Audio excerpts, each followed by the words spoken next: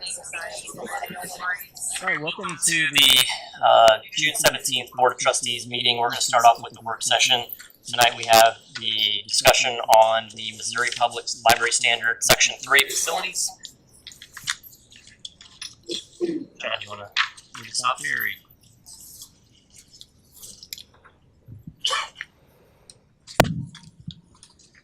Section 3 is the facility section, and so we went through and did our self-rating like the board has asked us, and we'll kind of go through highlights where we did well and those areas that we need more improvement. Under first section 3.1, it is under planning design, and if you look at really the physical facilities, are they adequately carried out to carry out the mission of the library district, fill the needs of our population serves? Yes.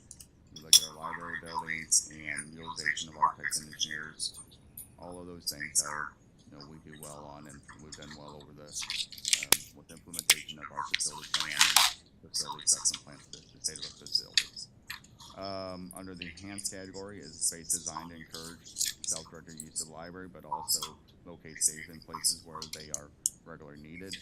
As you know, we have been very kind of looking at those opportunities, especially in our larger branch. We completed the renovation at Spencer. We recently completed renovations at MK that really focused upon those items of having enhanced spaces, making self-checkout and those things more convenient, as well as having a very easy access desk in those facilities.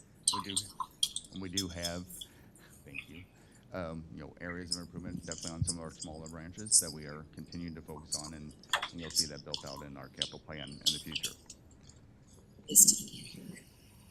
So, John, I have a question. Is there additional information from the standards as you're going through each one of these line items with like additional scoring information, or is this just all you get is this title and yes or no? Because I think, like you mentioned, there's some branches that we've addressed this topic, and as you kind of mentioned, there's some other branches that we're still working on. So how do we self-assess this as a yes for the spaces designed for encourage self-directed use of the library and stuff like that? So there are some minor guidelines in there that we can look at, and we look to see how we self-score those based upon that criteria. So in these early ones of essential, we feel like we have done well in hitting all of those essential. On the enhance of the space design and building design and layout, if you look at the majority of our facilities, using that kind of the guidelines, and it's actually more than a majority, we also felt that we met well on that. The area that we did notice under 3.17 was buildings and grounds are designed to be environmentally friendly and sustainable, and wherever possible meet LEED standards. We realized that is an area that we gave ourselves the no. Most of our buildings were meet prior to LEED standards, which that is leadership in energy and environmental design. So that's an area that if you look collectively through the organization, we're not really hitting that mark there. Natural light is available on those areas in public facilities, yes.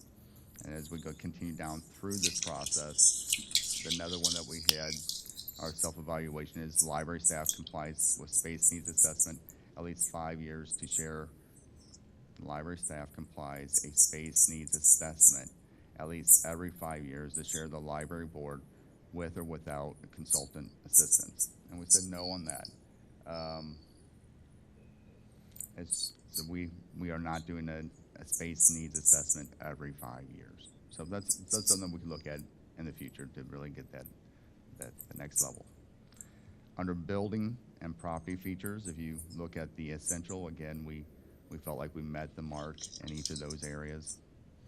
When you look at the enhanced within those guidance, you got 3.27, which is separate non-public areas for staff workspace, breaks, staff restrooms are provided. And one of the areas that really stood out was staff restrooms. Most of our buildings do not have staff restrooms. They are, public restrooms. So that's an area that we checked that we do not meet that standard. If you continue down the enhanced on these, we felt like we met the rest in that category up to 3.2 3.221. Uses of statistics are maintained and compared to space allocation in order to ensure library facilities meet demands of the community. So the tracking of physical data on this, we do a lot of data of head counts and visitor counts, but to compare the space allocation and ensure the library facilities meet the demands of the community, we didn't think we quite met that mark. There's not a current study. So I think that's an area that we could look at some of the data that we have to see if we could actually hit that standard, but we didn't feel like we're there. 3.224, library has wellness rooms for use of the public for breastfeeding and when quiet, a soothing place as needed for any reasons. We didn't, if you look district-wide, do we have some of those facilities? Most certainly. Do we have it universally throughout our organization or even in the majority of our sites? No. So we said that's an area of opportunity. Family-friendly restrooms is located in the children's section of the library. Again, if you look across the door, that's not a uniform standard. It is something that we took in consideration with the Middendorf Cadell renovation, and we're able to have it there, but not across all facilities. The next one, unisex or family restrooms are available for both public and for library staff. Well, as we mentioned, we don't have staff restrooms, so we obviously don't have unisex restrooms for all staff. The library has exterior book drops and/or pickup windows accessible by vehicles. So obviously we do have both of those things, but if we gave ourselves a no on that because we don't have pickup windows accessible by vehicles at the majority of our locations. We have it at 3 of our locations, but not all. Signage is the next section, and when we look at signage to 3.3.4, signage to market library collections and services is easily changed and does not contribute to visual pleasure or confusion for too much signage.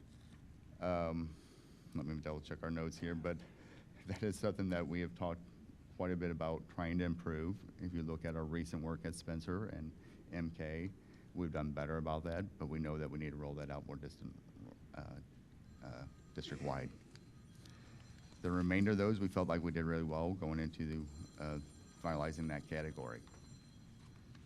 Under maintenance, again, we felt under the essential, enhance, we met those criteria. When you get down to 3.47, the library has comprehensive written maintenance plans for all facilities with an annual checklist of tasks to complete. We have that at our Cliffview branch, our Catherine Lindman branch, and Spencer. Nope, whoa. Wrong response, sorry, 3.47. Simply, they put not at this time, so we do not have that adequately at any of our branches, so I apologize for starting off incorrectly on that.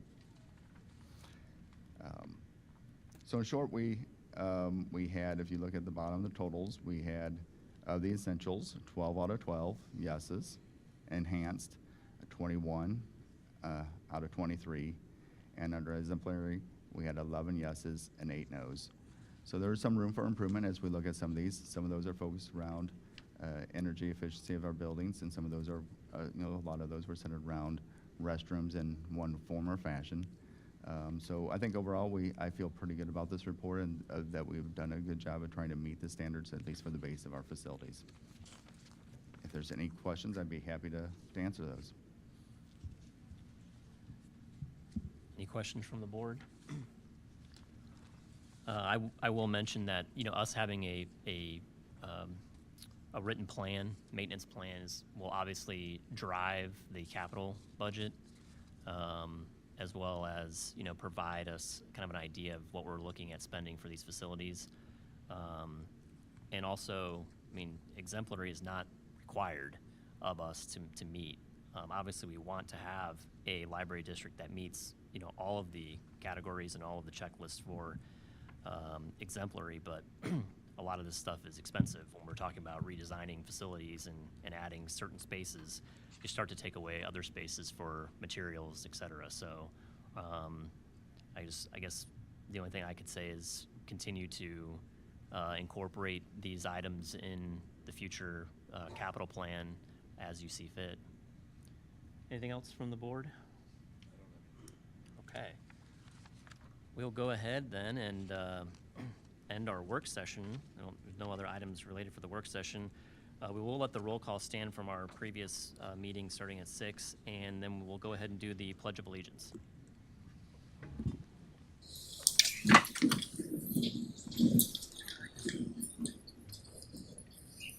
Allegiance to the flag of the United States of America and to the republic for which it stands, one nation under God, indivisible, with liberty and justice for all. All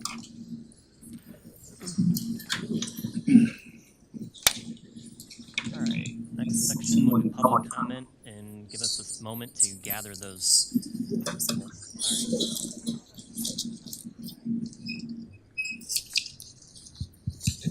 We have a 3-minute time limit for speakers. We have an overall 30-minute time limit for our public comments in general.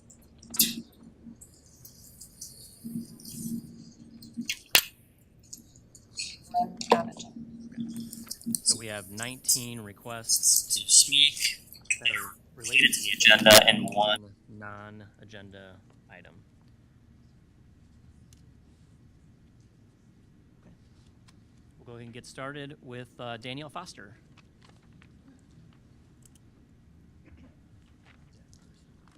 Good evening. Once again, the board has shown me that I cannot count on you guys. It's like with every step forward, we take 2 steps back.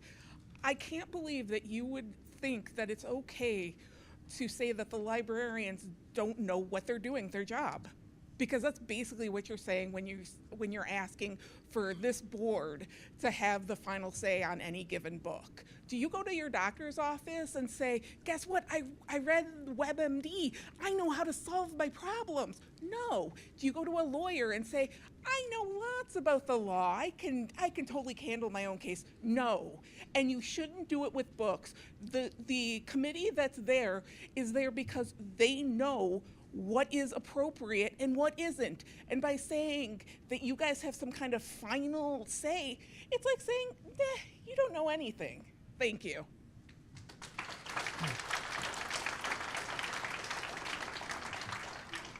Thank you. The next speaker is Brian Rorda, and then following that is August Merrick. Quick and easy topics. Not enough budget, not enough hours, not enough salary. This library has an income problem, and it's your job to fix it. Library displays and exhibits. Introduced during Pride Month, honestly, this feels a little targeted. There's some squishy wording in there that I kind of don't like. Could reasonably provoke hostility. We've seen plenty of hostility towards completely reasonable materials here. It could be worse, I'll give it that, but I noticed that the first revision of that document had a line about the principles of freedom of information and creative expression that got removed, which is interesting in the light of the citizens' request for consideration of library content. The revision to this policy turns the Board of Trustees into a political censorship board. This board will have the power to remove any book for any reason or no reason at all. Again, the independent professionals that have served us so well so far will be gone. The new revised committee will be just a speed bump in this process. It should be impossible to censor a book on political grounds, but I believe this process makes it trivial. The reconsideration process should have more insight by the board. I'll agree with that. Oversight in the interest of freedom. The trustees should have to confirm any changes recommended by the committee, but should not be allowed to make changes not recommended by the committee. If we must have a mechanism to remove books from the collection, it should require unanimous consent of the committee and board, including a hearing with public comment time. Or better yet, just don't ban books. You have an age-restricted collection now. There's no reason to completely remove a book, and I want that in writing. I've been to every meeting of this version of the board. I'll be honest with you, I don't trust you with this power. Certainly not with a simple majority. 2 months ago, this library removed the freedom to know from its mission statement. I asked you to add it back as a tiny little non-committal gesture. You danced around it. Most of you ignored me. As part of a similar session, as part of that budget session, I believe, one of you called out, or one of you openly mocked an author based on their political beliefs, and no one called them out on it. Should I trust you to not be political in these matters? Your employees asked for a tiny little bit of freedom in an email signature. You couldn't even talk to them about it. Why should I trust you entirely with my civil rights, with my right to be treated as an equal citizen to everyone else in this county? This library is for everyone here. This is not a school. This is not a church. It's for everyone. Keep it for everyone. Thank you. Thanks, Brian.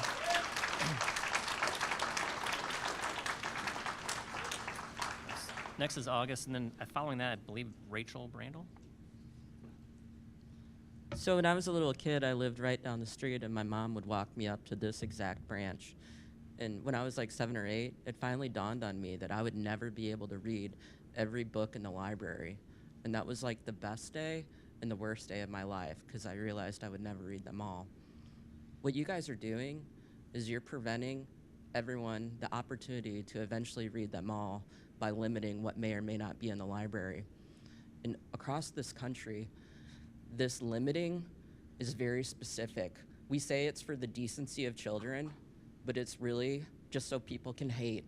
Everyone in this room knows that's true, everyone. And we say, we're gonna protect the children, but really we're protecting the fragile egos of people that can't think differently or move forward with progress. How do I know that? Because I've been arrested out of bathrooms that I shouldn't be arrested out of. All kinds of hate has happened to me in my life because I'm a transgender person. And it's happened to my friends that are black. Do we see any black people in this room today? Oh, shocking. Maybe they didn't feel safe because of the safe space sign outside. I don't know why they wouldn't feel safe here. I don't know why I was worried about coming here today, even though I live in this county. Maybe it's because I've been beat up a bunch of times by people. But you know, when I saw the safe space today, I'm like, it's gonna be okay. I trust this board to make the right decision, to make sure that when I went to Pride this week for St. Charles in its 3rd year, that there are safe spaces for people like me still in this country and still in this county. And that just because some people still hate me, that kids can find a book on a library shelf that they feel represented by, even if everyone in their family tells them they're trash and not worth it, they can find something to identify with. I hope you can see that. That's what decency is. Thank you. We have Rachel Brandel and then Amy Robertson. Hello, board. I'm coming to you today as a librarian, not a librarian from this library, but another library. I'm going to echo some of the things that people have said before. I'm also going to raise this. I really hate leaning down. So librarians have to have master's degrees. I mean, we go through 2 years of intensive training in a graduate program, taking classes on children's literature, reference, information systems, intellectual freedom, just to name a few. We are trained professionals, much like a doctor, a lawyer, a contractor. I mean, we know what we're doing. We are trained on what we are doing. So I don't really, I've looked into a little bit of your backgrounds. None of you are librarians. None of you know those things. And I know we have a CEO now that's not a librarian, which is perfectly fine. Much of the administrative work is not day-to-day librarianship. But I really hope that you would rely on librarians that have that expertise, and that's something we talk about in my library, authority. You're only allowed to get authority 3 ways. You get it from experience, you get it from education, and you get it when you're given it. And you're supposed to be given it on experience and education. So I'm sorry, you don't have the experience, you don't have the education, you shouldn't be given that authority to make those decisions. And I say this respectfully. I've been doing a lot of research into the archives, the state archives. St. Charles has a long history of banning.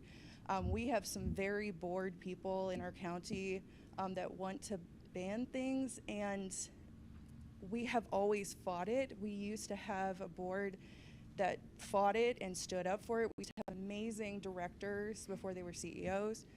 that fought it and stood up for those rights. So I really hope that you all will do that as well and understand that these are experts that have gone to extensive schooling and have extensive years of experience to make these decisions. And someday the decisions that you make are going to end up in the archives. And some of these I read are really funny and embarrassing, and I really hope they're not funny and embarrassing for you. Thank you. Thank you. We have Amy Robertson and then Emma Howard. Good evening. I have to admit, I struggled to decide where to start and what to cover this evening. I considered sharing some great quotes from history about how the Nazis used limited access to literature and media suppression to control the people, but I think we kind of all know about that. Some people may be putting that knowledge to good use to make sure that we don't repeat the atrocities of history, but others may be using that knowledge for more dubious outcomes. I also thought about asking questions of our new CEO, like, what is the point of having skilled librarians to fill our collections when we're just going to have the board decide what can and can't be in the collection? But he already answered that question in response to people who have emailed him. He responded that our librarians are highly trained professionals in collection development and programming, and that they apply their expertise with integrity and care. He also pointed out that this appeals process has existed for years and that it aligns with practices already in place, which would of course lead me to say, show me where they've already existed, and to ask, why do we need to make it a policy if we already do that? But that was also already answered in the answer of, we just really need to formalize the practice. I actually learned today that the library has a new mission statement and that we no longer have to worry about branches closing or culture wars, which brought me to my next question. Why now?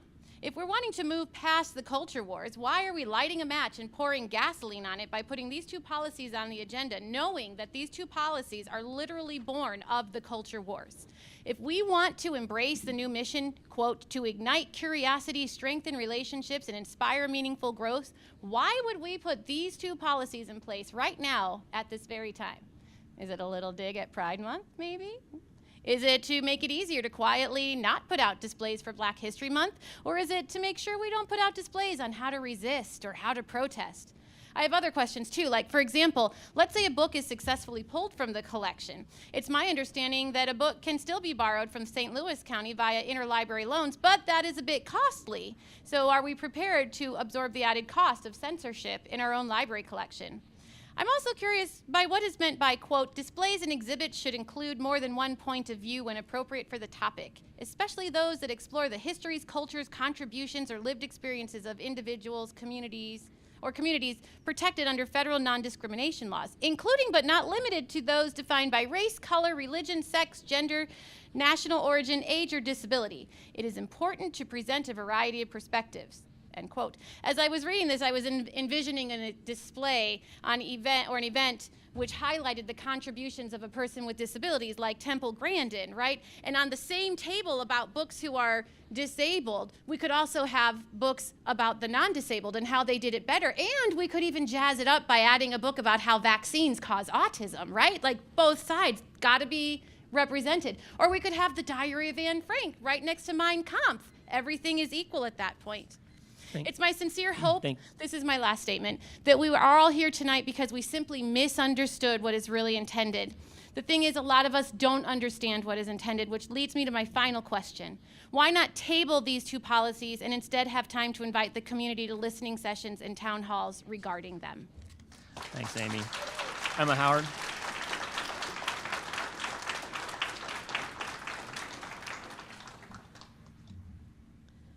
I'm against the policy change for citizens' request for reconsideration of library content. Thank you.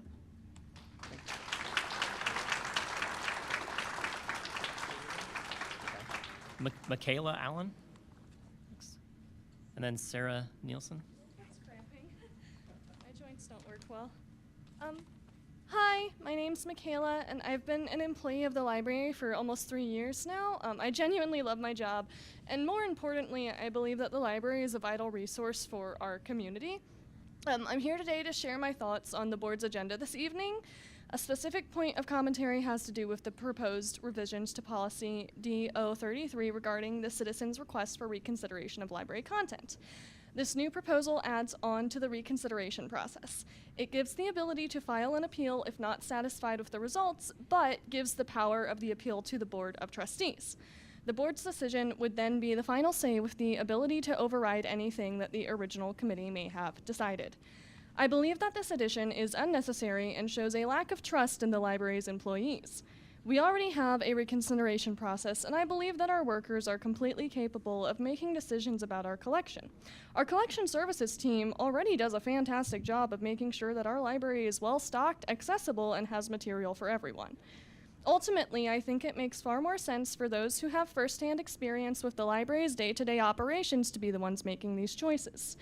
Given the issues that we have had with lack of communication and sudden drastic changes, which continue tonight with many of these proposals, I hope that the board can understand why this proposed change may make some employees and patrons wary. If you need one last reason to consider, this change would only add yet another thing to the board's plate, and I'm quite sure that you all have enough to deal with as is. Thank you so much for your time. Michaela. Thanks, Michaela. Sarah and then Shelley Gowan. Hi, my name is Sarah Nielsen. I'm the former Director of Branch Services for the Library District. I recognize a couple of you, but I would like to also voice my concern about Agenda Item 2535. I feel that the specific language to add a member of the library's executive team in order to, quote, provide policy guidance and ensure alignment with the library's mission is ridiculous. I think the library staff are aligned with the library's mission, and that is a unnecessary addition. I also feel that those members of the library's executive team have hiring and firing ability over the other members of the committee, so why doesn't everybody just do what they say?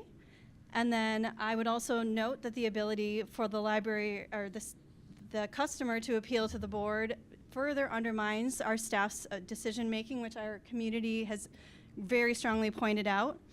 I would like to compliment you all and perhaps the new director on the action you're taking to increase the library's contribution to employee retirement. I think that's a wonderful thing. This shows how much you do value your staff and the other support of library conferences and memberships. Your staff are your greatest resource, and I hope you widely promote this new addition to your staff members, and they hope they all take advantage of this. And finally, as the person, I just saw this today, whose role is being replaced by committee, possibly here, I do wish you the best of luck with that endeavor, and I do suggest that you consider sending compensation the way of all the staff members who did do that role over the last 3 years since I did leave. Thank you.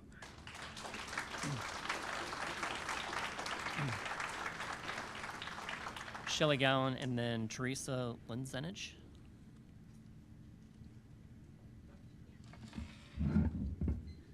Hi, good evening. I am up here to let you all know that I support the library's board involvement with the reconsideration process. I've heard rumors, and I hope that they're true. I've heard rumors that are going around that I do hope that they are true, and that there will be a citizen board that may be also included in this process. And I strongly support that. I really think that's the direction that we should go. I think that the citizens need to be involved in deciding what our taxpayer dollars are paying for, and what our children, our local children, the children in the community in our library district are exposed to, are influenced by. I strongly feel that that's the way to go. My next question would be, who are they? How will they be chosen? This is a public library. Our citizenship needs to be involved in this process, not the people who currently have placed these books on our shelves that may be in question. Thank you. Thank you. Teresa and then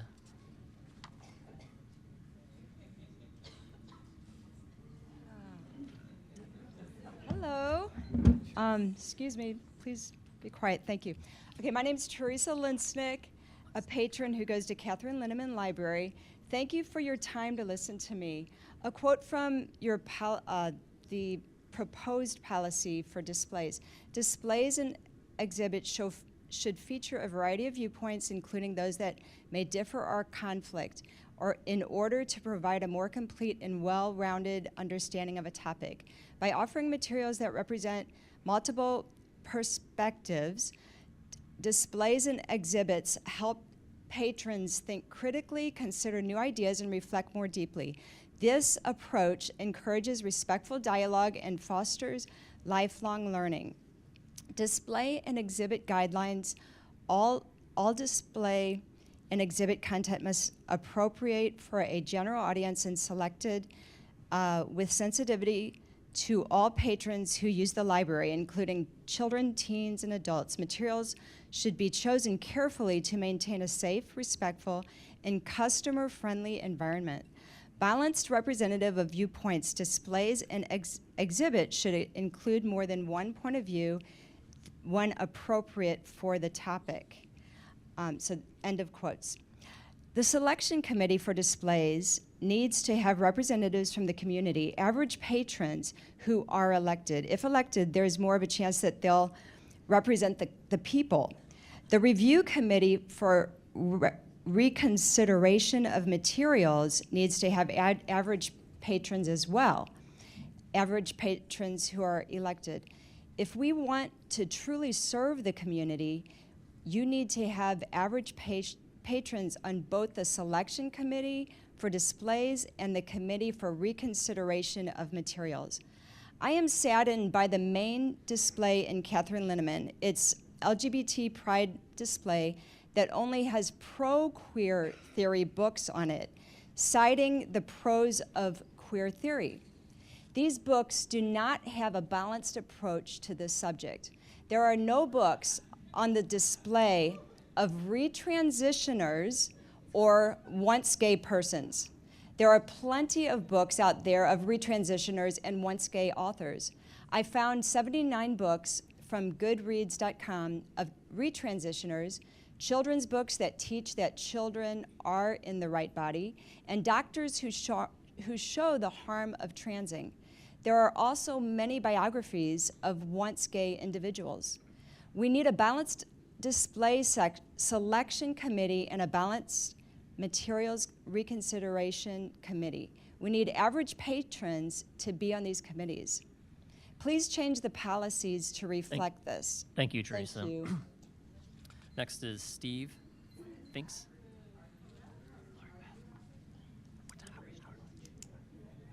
What time did we start?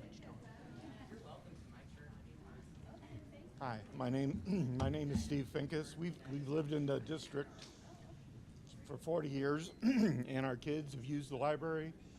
Our grandkids just moved back into the St. Charles area, and they're using the library. The current reconsideration policy is in line with the ALA best practice. I trust librarians and staff to do what's best for everyone, not just a few groups or special interest groups. I see no reason to change the policy. Let the librarians do their job and do not change the policy. Thank you. Thank you, Steve.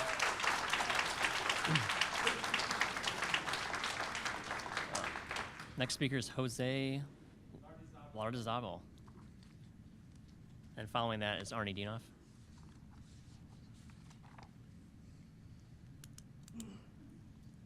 All right.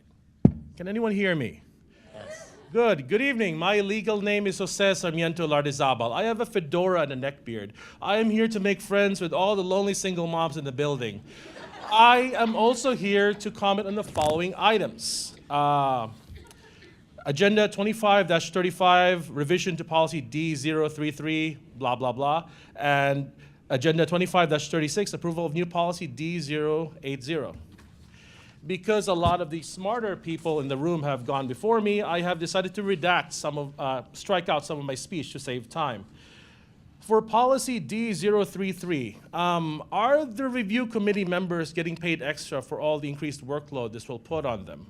If I challenge a certain book or display, I would effectively be assigning homework to 3 to 5 people, according to the document, to review the item I am challenging. Depending on what I am challenging, the review process could take as little as a few minutes or a few weeks for a thick book. Hypothetically, can I make the entire committee read Aquitar by challenging the entire works of Sarah J. Maas? I like big wings and I cannot lie. See, they know what I'm talking about. Regarding policy D080, how would you define nonpartisan? For the people who want a mechanism to challenge books in libraries, the existence of people like myself is inherently political. I am a brown asexual man. My existence is inherently political to these people, and in fact, content by minorities like myself are frequently the target of library challenges all over the country. Until recently, there was a similar mechanism in one of our school districts. I don't remember which one, where any parent could challenge any book assigned by teacher in class. That was a more extreme version of this, as once the challenge was issued, the book had to be immediately removed and could not be brought back until the review process was over. With policy D033, I don't believe it triggers an automatic removal, only when the review is done. Still, this is not a good thing to have. I don't want to add extra work to our already overworked library workers, and I don't want to step on their toes with my size 15 wide shoes. Also, I trust them because they can actually read. That is all. I remain single, childless, and pure. Ooh, ooh. Thank you, Jose.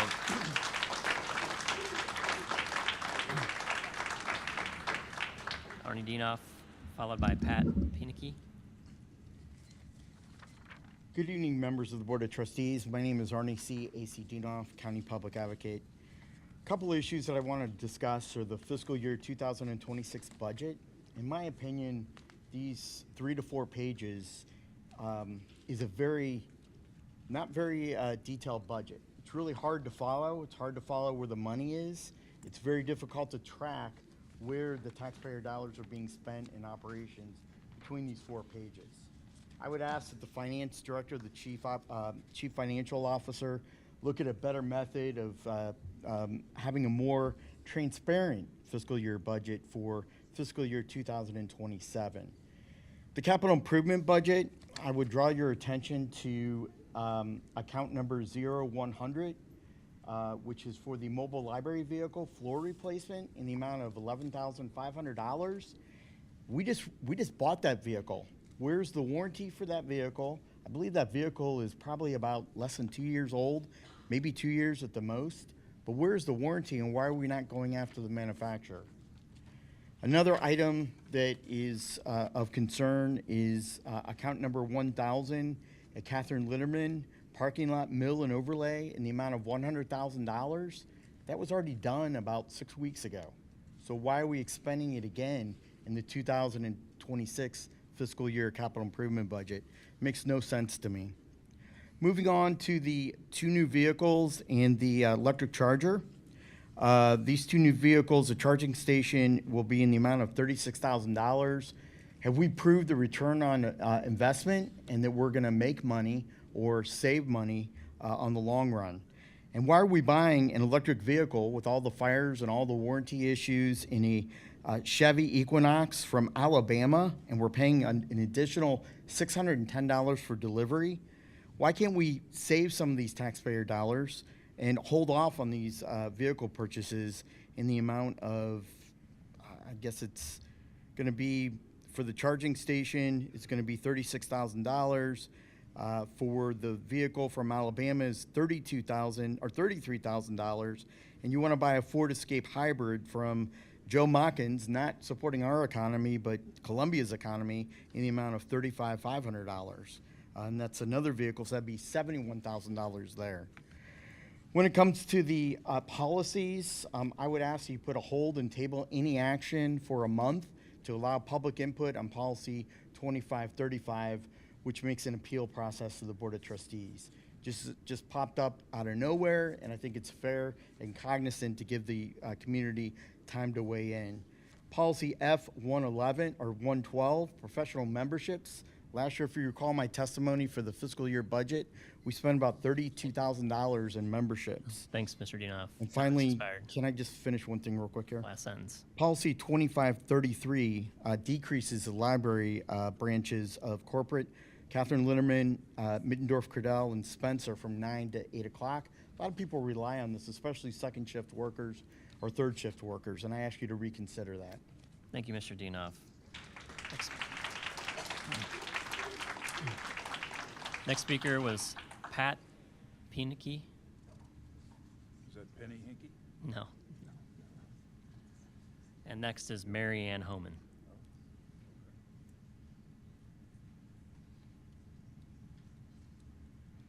Hello, that's a heck of a last name. It's Pianki.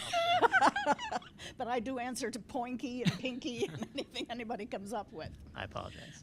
No, I think it's funny and it's cute and it's some levity for a very serious topic here that everybody is kind of all riled up. And I want to thank everybody that works on the board and does this kind of thing, because this is a very serious topic. I found out about it last night at about 8 o'clock and heard that it had something to do with controlling books or banning books or making sure there's certain books that people can't read. I would like to express that when I die, going to heaven, I'm going to be in a library. And I don't anticipate that heaven is going to tell me that there's certain books I can't read. So what I am respectfully asking you is to totally respect the librarians and the professional associations that they belong to, that live books, live, eat, and sleep books, and what's appropriate, what's age appropriate, what's not, what could be controversial, what's not. They know what they're doing. And for my more conservative brothers and sisters, and I absolutely respect you, because sometimes there's stuff you just don't want it, I would say, don't read it. Don't check it out.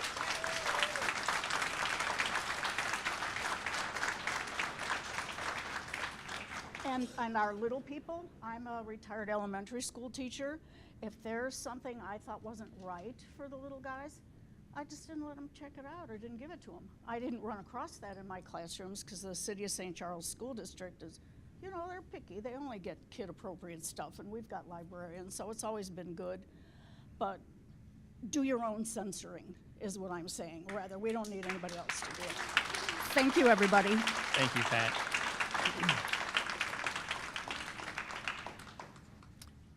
Mary Ann Homan, and then Sarah Hemmen.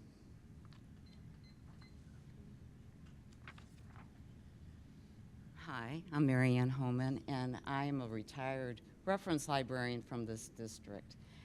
And I don't have a lot to add because people have really covered the whole D033, and that is what brought me here to the library to talk tonight. We are professional librarians, and we pick out the materials. And yes, there are going to be materials that some people don't want to read, and I can't say it any better than the last speaker. Don't check it out. And please don't use the excuse that you're protecting the children, because if you're truly protecting the children, their parents will be looking at what they're reading. And what is wrong with having a different opinion? You don't have to like books on LGBTQ, but why should that stop anybody else who wants to become informed, wants their children to realize that there's more than one type of person in this world, from having that experience? And truthfully, I find it very, it bothers me that if you have one committee, if I were a parent and I said, well, I'm going to go ahead, I'm going to go through the process, I'm going to write, and I'm going to say, and then they're going to turn around and say, no, we're going to go ahead and keep that in the library. I'm just going to wait and take it to this committee, who, no offense, there are no librarians. You know things that I have no knowledge about, but I do know about that kind of thing, and this is a public library. It's not a school library, not a church library. Give the people a chance to decide that, all right, I don't want my kid to read that, so don't let them read it. I don't see where the problem is. And I do want to thank the rest of you that have come out to speak on this, because this just really bothers me. Thank you.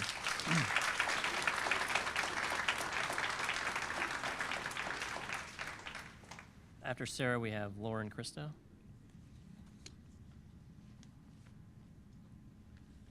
Good evening to all of you, and thank you for this opportunity to address the members of the board and the community. I've lived in St. Charles County for 18 years, and I utilize the library resources very frequently with my family. I came prepared with 2 messages that I would like to share. My first message is to the librarian professionals of St. Charles County Library Services. I would like to start by saying that I respect your expertise. I firmly believe that you are best suited to making decisions about resources and access that impacts and benefits all the members of this community. You have the education, you have the knowledge and experience required to meet the needs of an increasingly diverse community. I am proud of your work and your efforts to facilitate equity and inclusion in the programs and resources you organize and provide. My second message is to those who are unsatisfied with the current process for determining what resources and programs are appropriate for this community. If you do not feel that the offerings at the library are supportive of your beliefs and values, you already have a few choices that would not determine access for everybody else. You may choose to avoid the offerings and programs offered at the library that you disagree with.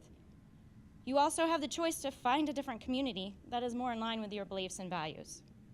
But you should not be able to determine or define or dictate what is available to the rest of your community simply because it does not appeal to you as an individual. I was going to keep everything entirely professional, but I do have another personal statement to make. I would say that the library, as a mother of 3 children, one of whom is a member of the LGBTQ community, this is one of the safest places that I can take my children, and I want it to stay that way. Thank you again for this opportunity to express my gratitude to the librarians and my full support of the current policies, library resources, and programs. Please keep up the good work and don't change a thing. Thank you. Thank you, Sarah. Lauren Christo, followed by Heidi Martin. Hello. I've worked in the library for over 5 years and have my master's degree in library and information science. And I love my library and I love my job. I love my job because every day I get to help people from all different walks of life, people from different cultures, different genders, age, family type, and abilities. Just as a side note, it really warms my heart, all the people saying that they feel safe in the library, because that's what we do. I see and know what happens in our library branches.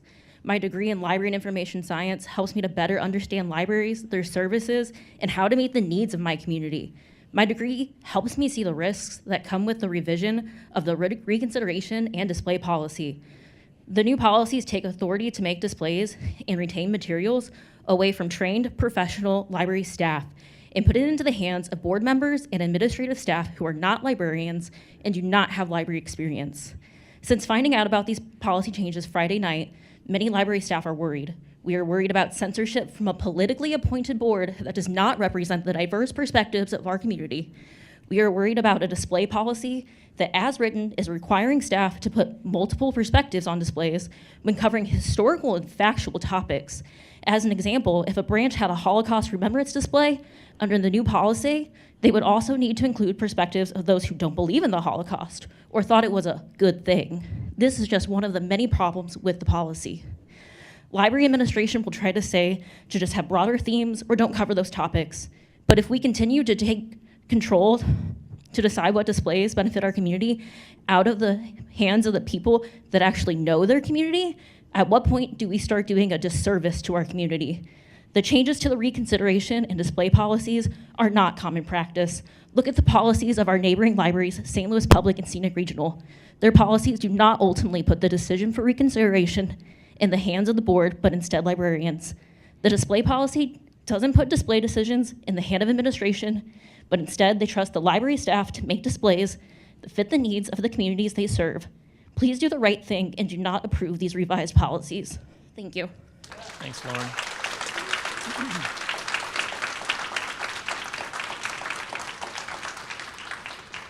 Heidi Martin, and then the last speaker on the agenda items would be Peter Christo.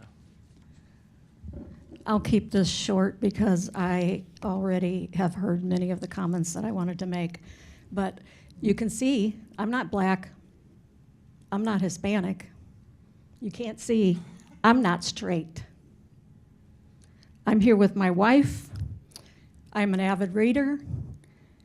What do we mostly see in our public libraries? White, straight, history, not a whole lot of Black or Hispanic, let alone the LGBTQ community.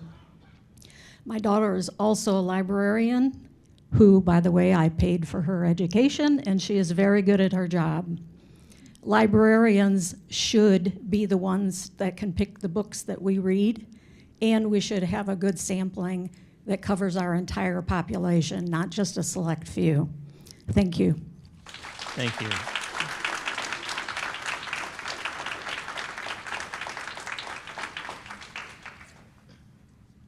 I want to thank the board and the people that do serve their community. I ask you to consider the word community and what it means. I originally came just to support my daughter, who has invested her entire adult life in the pursuit of being a librarian and the quality of life that it provided for her as a child. But I felt compelled to just say, perception's reality. And the perception is that we now have a line item veto by, you all might be great people, but you don't necessarily represent the whole community. And so for a group of people to have a veto power, it's essentially censorship. Just call it what it is. I'm going to simply finish tonight and ask you, we said a Pledge of Allegiance tonight. Honor that. America is not about banning. And somebody said it wonderfully. You don't have to read it. Please honor the Pledge of Allegiance. Honor the Constitution. We all have individual choices. I'm a straight heterosexual male and 55 years old. I don't really meet any gender or anything that out there that people would say, oh, he's odd, he's different. I'm the majority. But that's not the community that we're surrounded with. We're surrounded with all kinds of diverse people. Honor the Pledge of Allegiance. Honor the Constitution. Don't create a situation where a small group of citizens who are appointed have a veto power to have censorship. It doesn't, it's un-American. It's just un-American. Thank you. Thank you.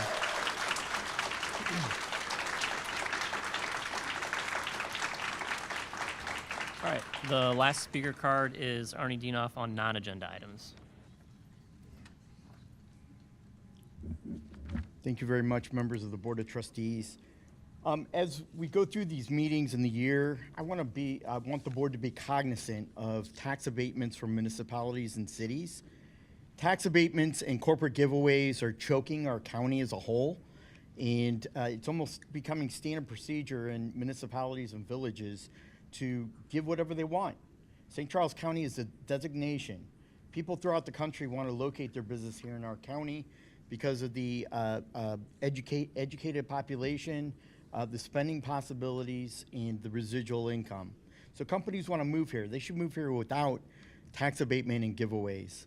I would encourage this board to defend any tax abatement. The standard is, starting point is a 50% minimum giveaway for up to 20 years in terms of tax abatements. It adds millions of dollars annually to place on the shoulders of existing residents, with the need for library services increasing. And I do believe that we need to build another library building in our county because our county is growing every single week by the amount of 40 to 50 residents. Tax incentives, the same thing, and the use of industrial revenue bonds with decreased interest rates. It's just not cognizant and not proper to give these away to corporate entities who are making a profit.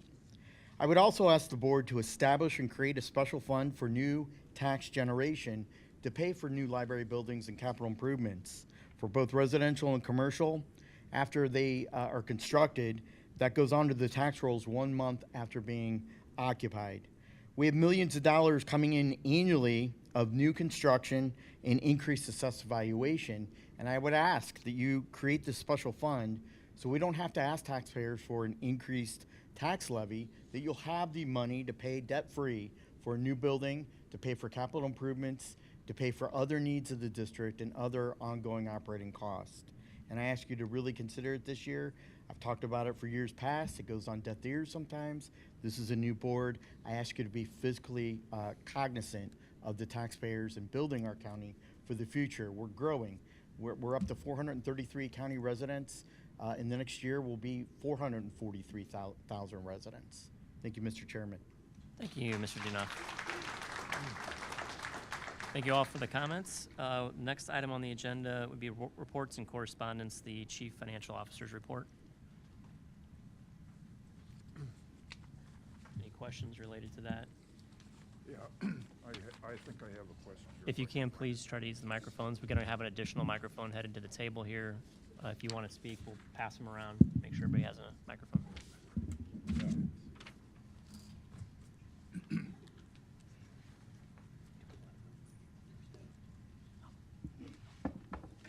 All right, the spreadsheet here has a column entitled Total Income Not Received. Can anybody explain what that is?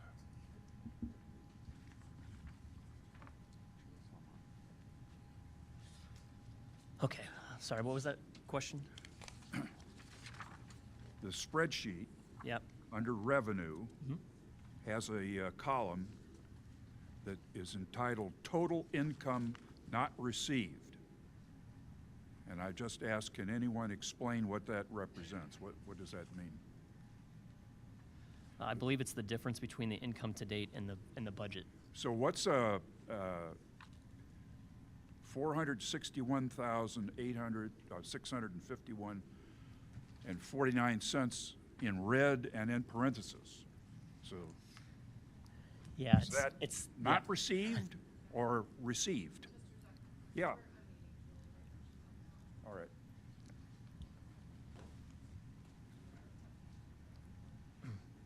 That one is, the way the numbers work is we've received more money than we budgeted for. In the way that we do the equation, it shows up as a negative number, but in actuality, it is over what the budget number was.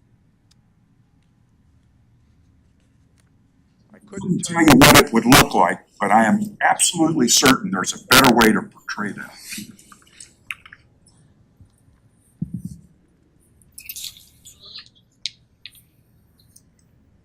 So I don't know if Julie is hearing, but if you look at the line that says income to date, the number there was 641, 871, and 49. That is interest income that we have coming off of the funds that we have in reserve. What we budgeted in the 25 budget was the 180,000, 220,000, showing that we have not received or that we have received more than what we budgeted by 461. So I have looked at this as well, Trustee Zucker, that, yeah, it looks weird to see a negative because it looks like you're coming up short. That's actually the amount of money that we received more than what we budgeted. All right. So we could look at that and how to report that differently because it's intuitively backwards when you go through the process. But yeah, if you look at those two prior lines, you can see how those add that to that number. Right. Thank you, John.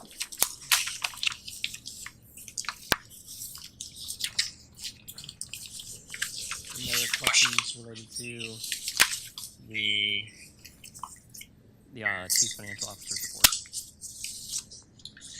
Seeing none, Chief Communication and Engagement Officer's report, any highlights? I'm going to let you guys read through them. There's a few save the dates on there that I would like for you to remember. Any questions? No, not seeing none. We'll move on to the Chief Administrative Officer's report. I'm going to echo LB and say that I'm happy to answer any questions, but I would be remiss if I didn't do a shout out to our staff. During Summer Challenge, they've all been working really, really hard and they've been very busy. And a shout out to Maggie and her team in Adult News Services. And I hope you guys have made it to the branches to see how busy they are right now. And I encourage you to look at the report and see some of the upcoming events.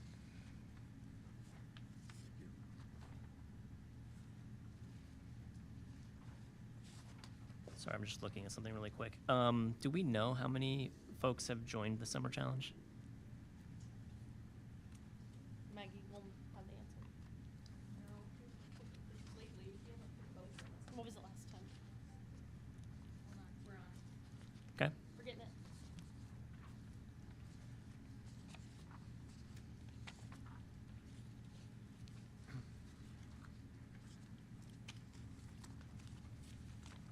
Okay, the end of Saturday, June 14th, we had registrations at 15,600. Completions already 1,312. Thank you for that. Next item would be the Chief Executive Officer's report.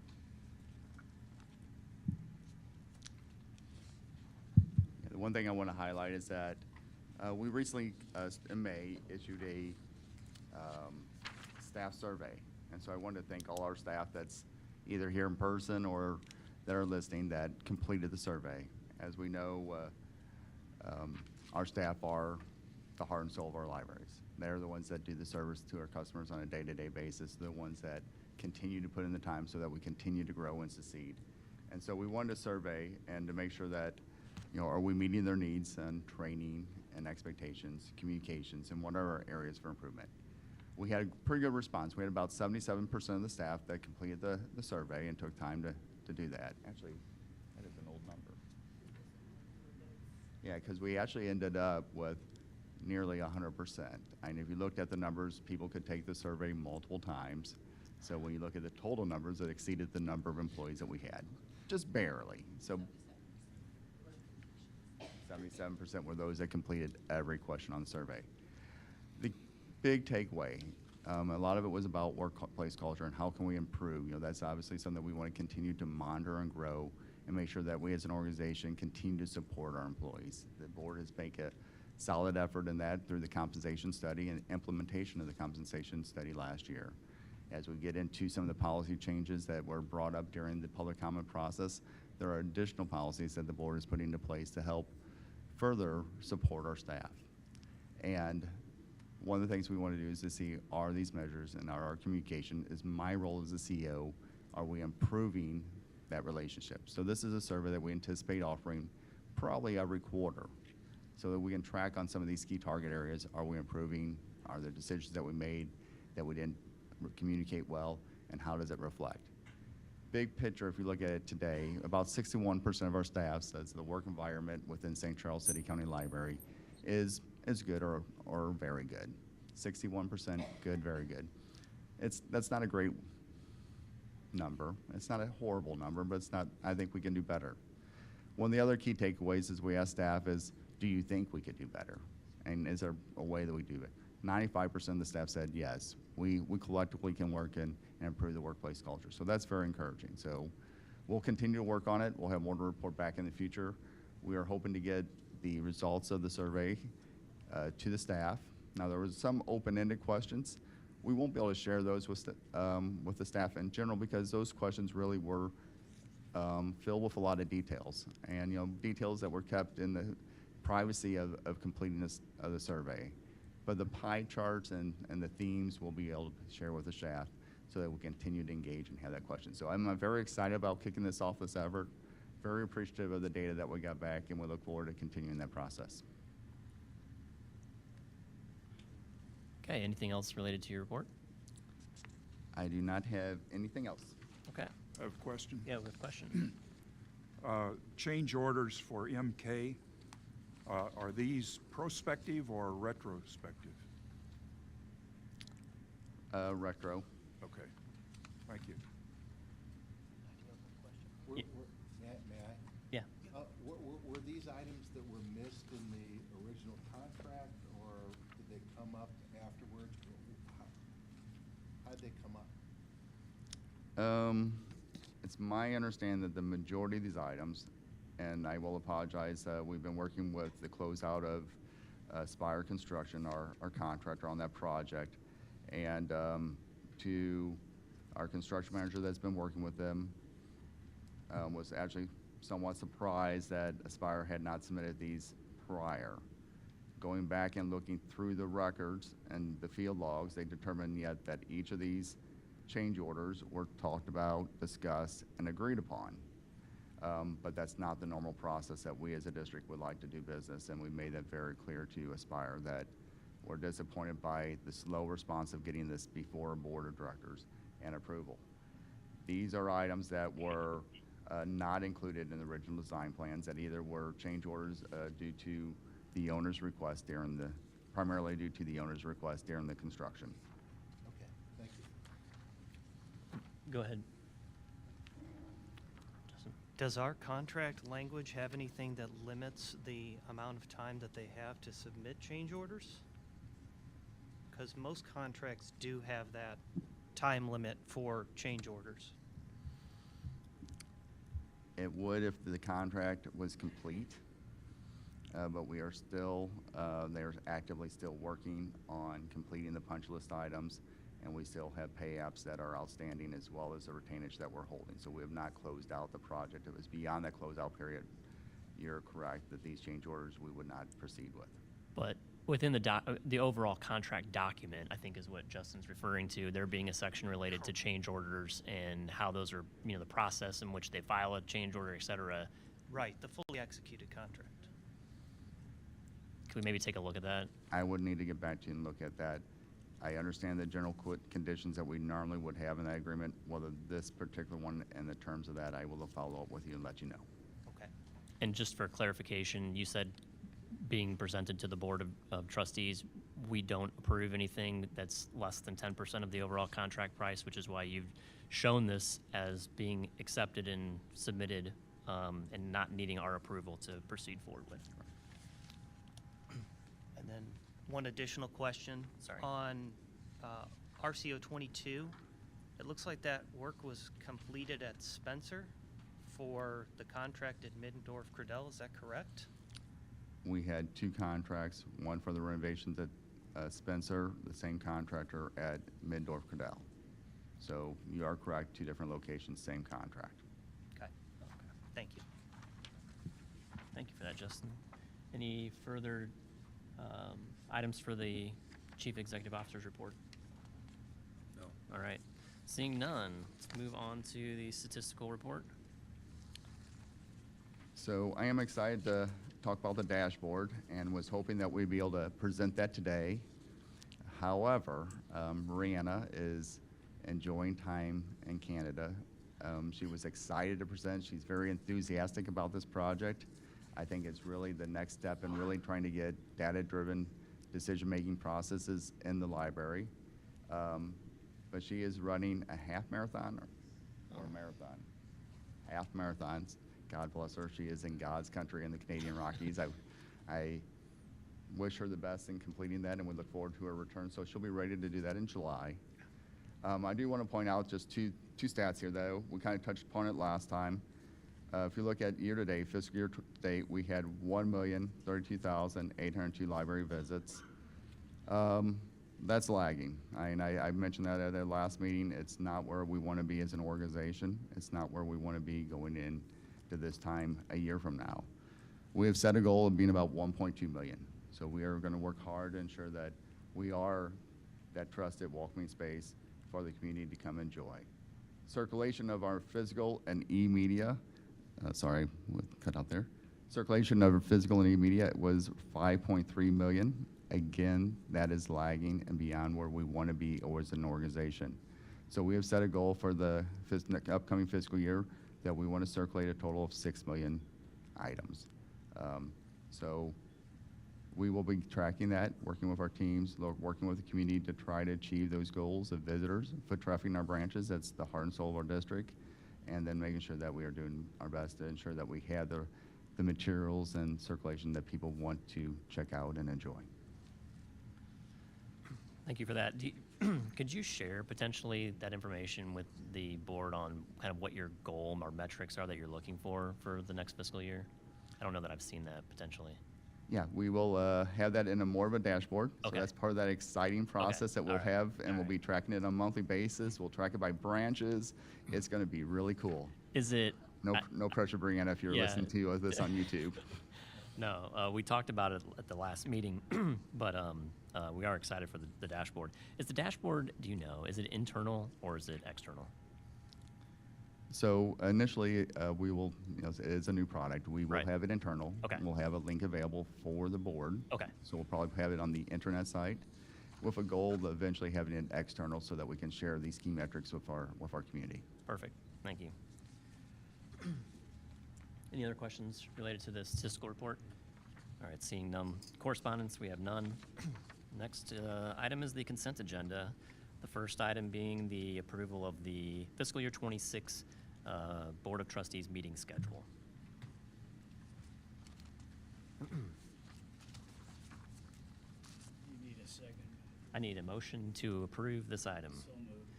We have a motion from trustee Hazelwood. Do I have a second? Second.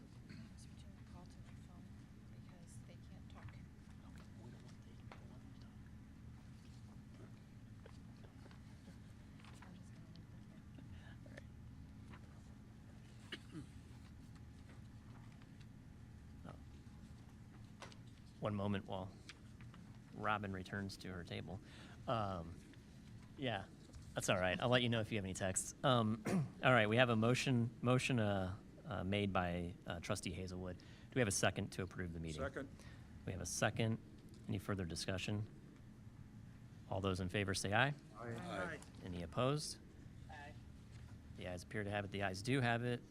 The item is approved. The next one is the minutes for approval from the May 28th work session, regular meeting and closed meeting. Do I have a motion to accept these minutes? So moved. We have a motion. Second. We have a second. Any further discussion on the minutes? All right. Seeing none, all those in favor say aye. Aye. Any opposed? The ayes have it. The item is approved.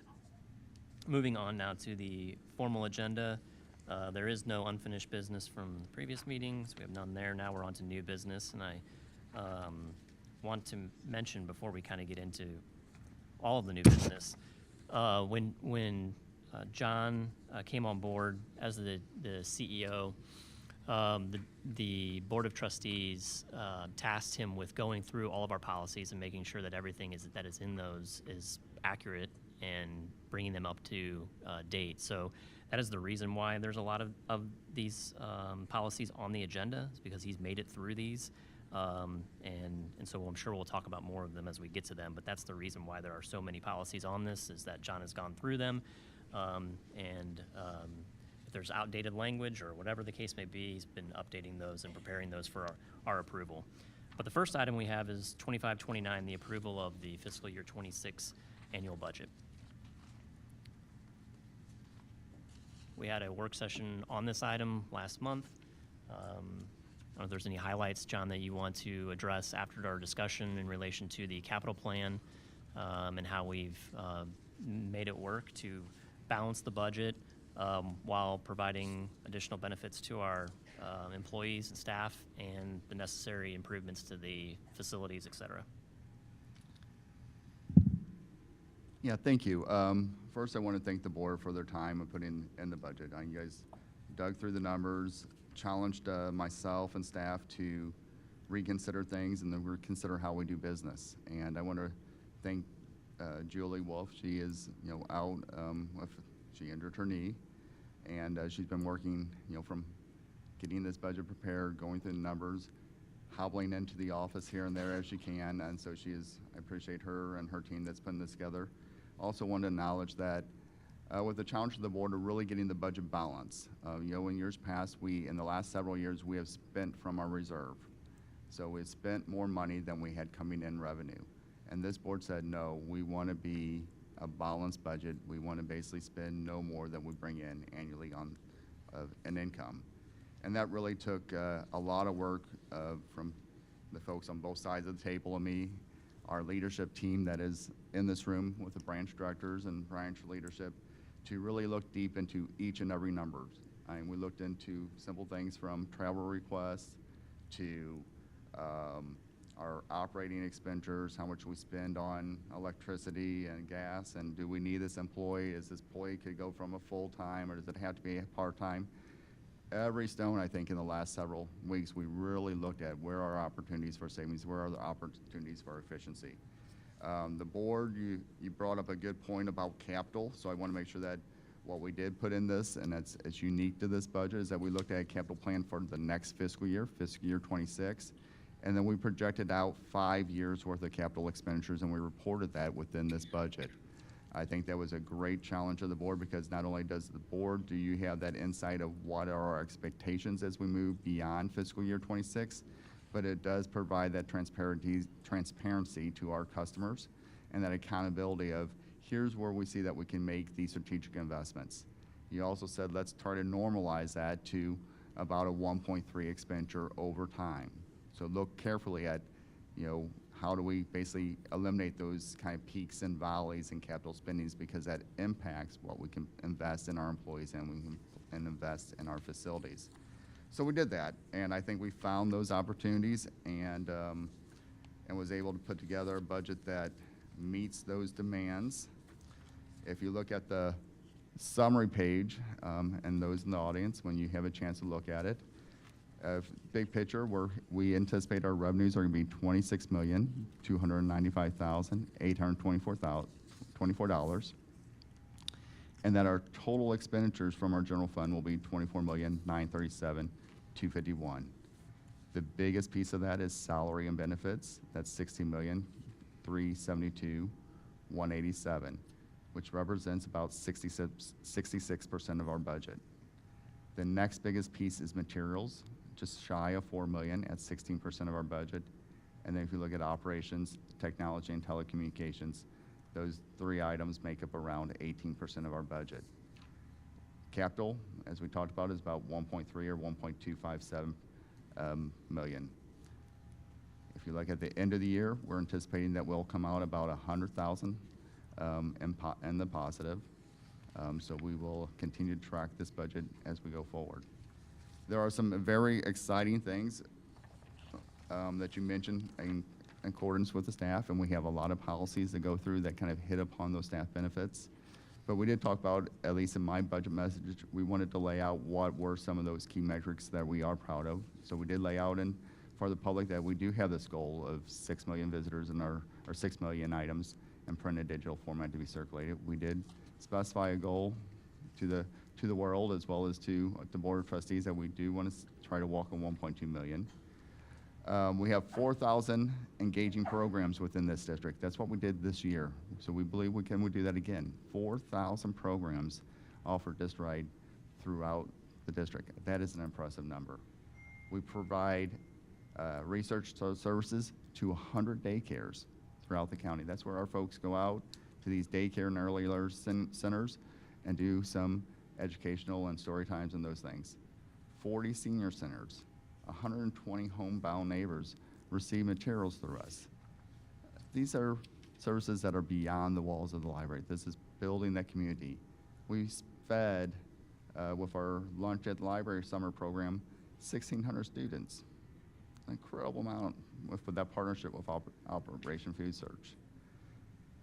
Quiet rooms, study, community rooms, all part of providing facilities at no cost that our residents can come if they're looking for a quiet place to study, they're looking for a place to hold their HAA meeting, they're looking for a place to go. Passports and tax services. Another great services. I think this year we offered about tax assistance to 2,000 seniors. And that's touching the lives of every community beyond what we think are books. And then we also are very proud of our programming team. And we just celebrated Shakespeare in the Park. If anyone had the opportunity to go there, 2,700 people showed up that night. Or not Shakespeare, that was Symphony.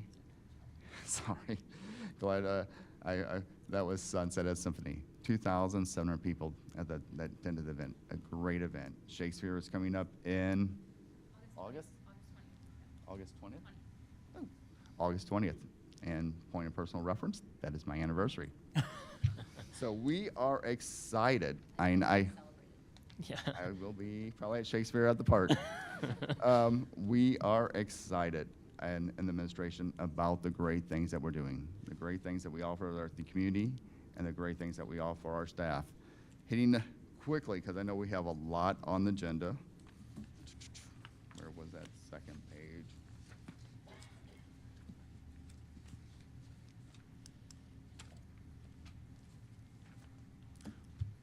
Well, I lost it, but some key things. No, you're good. For our staff, I think I hopefully have them memorized. No. But for our staff, there you go, that's the page. Where's pictures at? Yeah. Yeah. Probably white. There you we go. go. There you go. There you go. Appreciate that.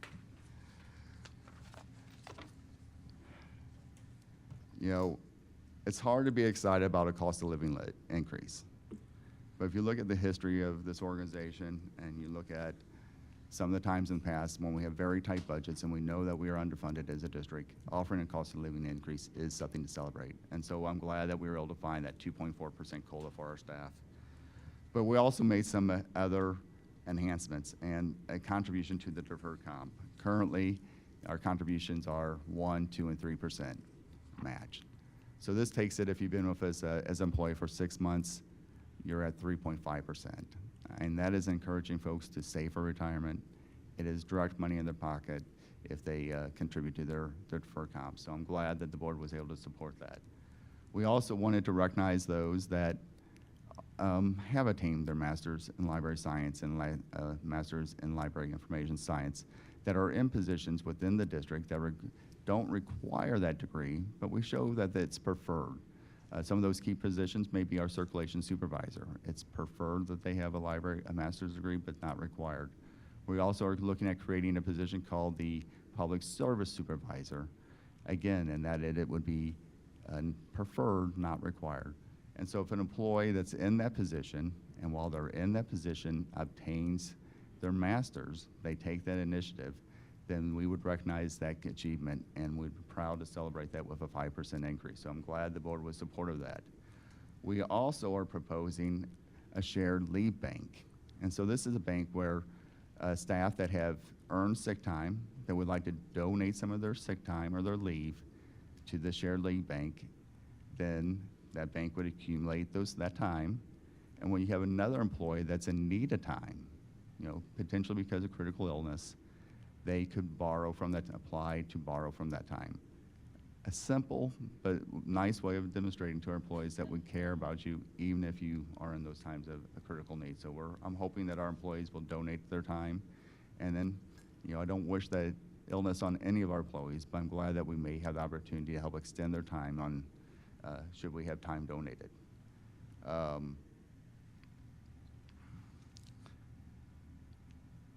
That's the highlights, I believe, of really this budget. And I appreciate Arnie's comment that there's not a lot of detail, but there's a lot of work that goes into preparing this document. And there's a lot of work that goes into thinking, how can we make those minor steps to really try to improve the overall compensation package for our employees and our staff that really are that heart and soul of this library. Thank you, John. One suggestion I would make is when we're going through the work session, instead of it being rolled up into the category, if we could see the lines within, we get the detail every month, but when we're going through the budget, if we could see that detail per line, that would be helpful. I'll probably forget, but maybe next May we'll talk about it again. I have it noted. We will have it for you next year. All right. Is there any discussion or questions for John related to the 26 budget? Seeing none, I'll. Oh, yes, go ahead. Can you pass the mic down, trustees over? Thank you. Our employees, I think, are very important to the library district. However, finances being what they are, the library does not get a cost of living increase. As a matter of fact, this year, because our tax base tax rate goes down because the increase in real estate goes up, we get basically a flat amount. So increasing even 2.4% really creates a strain upon the finances of this district. Frankly, less than 11% of private corporations give cost of living increases. And I think that to expect that in the future is something that should not be counted on. Quite frankly, John and his staff did a wonderful job in trying to make this budget meet the standards that we matched. And I'm not sure how many years you're going to be able to do the magic that you did this year if you're going to be increasing 2.4% on everyone's salary that keeps increasing based upon 2%, 2.2%. So I just want to acknowledge the very hard work that you did. And although I thank our employees for all the hard work they do, we wouldn't have a library without you. It is difficult for every year to come up with additional funds for salaries because that is the biggest expense we make. Thank you. Thank you. John? Yeah. I just want to point out, if you look at in the budget document, and I failed to point that out, but that is very good comment, is that our tax levy is approved by the voters is 26 cents per 100 in assessed value. And this is a reassessment year, so everyone that when they get their tax bill will probably see their property tax increase. But because of the state statute or the Hancock Amendment, constitutional amendment, we have to recalculate our revenues and then roll back our levy. And so our approved levy is at 26 cents per 100. In fiscal year 25, we were at 17.28 cents. So we had rolled it back nearly 9 cents because of the requirement that we can't let our revenues grow as property values increase. Therefore, creating the challenge of how do we fund a library, how do we continue to offer great services, how do we continue to basically offer pay increases when our rates of growth are capped. This budget, based upon a reassessment, anticipates rolling back that tax levy down to 16.5 cents, another penny. So every year you can kind of go through the math and see that we're going to have to continue to roll back that tax rate, creating additional financial challenges for the district as we move forward. And my message in the beginning, if you look at the things, if you compare our revenue to our peers across the river, we are about 33% less per capita collected in revenue than St. Louis County. And on a per capita basis, we collect 50% less than St. Louis City. So we are very careful with our expenditures, because we are not funded like our peers across the river. Thank you for that information. Any other comment? Yes, go ahead. I just want to add to what Richard said. I compliment the staff on meeting the challenge that the board presented to give us a balanced budget, to forecast capital expenditures out 5 years, and to work your magic and pay a COLA.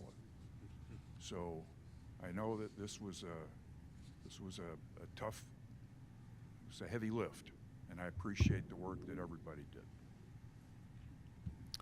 Thank you. Any other comments? No. All right. Seeing none, I will entertain a motion to approve the annual budget for fiscal year 2026 as presented. I so move. There's a motion. Is there a second? Second. We have a motion and a second. Is there any further discussion on this item? Seeing none, all those in favor say aye. Aye. Any opposed? Aye.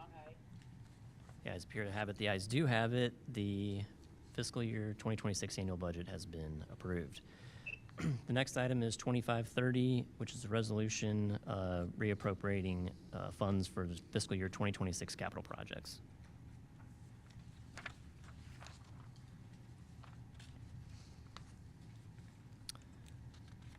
And this is moving dollars from fiscal year 2025 to 2026 because capital projects have not yet been completed for these items. So this is just reappropriating these funds to 2020. What? Oh, I'm sorry. Correct. Thank you, Robin. Forget what I just said. This is just appropriating the $1.2 million for capital projects in the fiscal year 2026.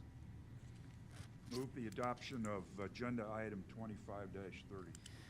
We have a motion for approval. Is there a second? Second. We have a motion and a second. Is there any further discussion? Seeing none, all those in favor? Aye. All opposed? The ayes appear to have it. The ayes do have it. 2530 has been approved. Next item is 2531, the approval of fiscal year 2025 purchase for 2 new vehicles.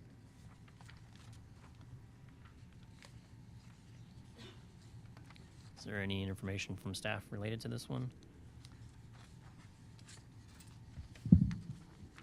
So these are 2 vehicles within our outreach program. This is the outreach program is really the program that brings the library to you.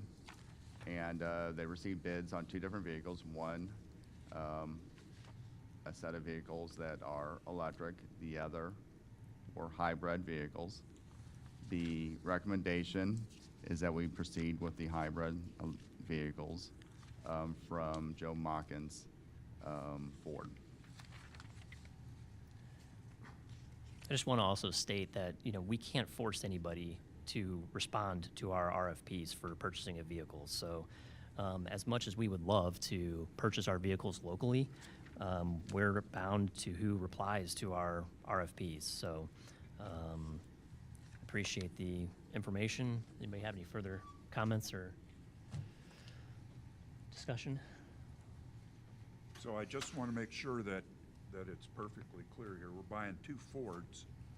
We're not buying EVs, and we're not installing EV charging stations. Correct. All right. And these are vehicles that are on the lot and will receive delivery.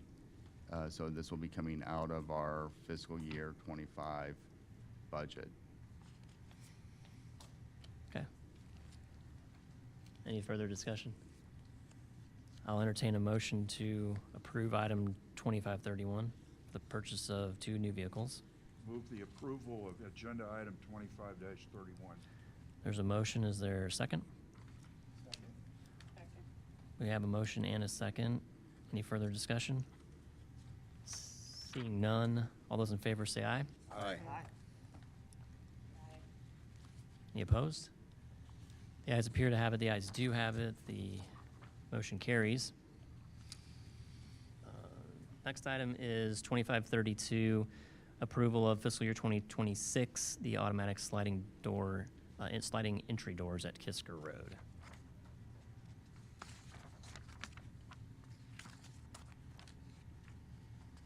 One moment here. Okay.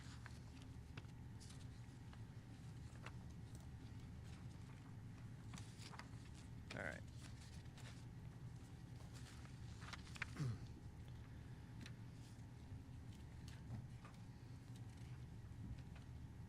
This is under the $15,000 budget for this item.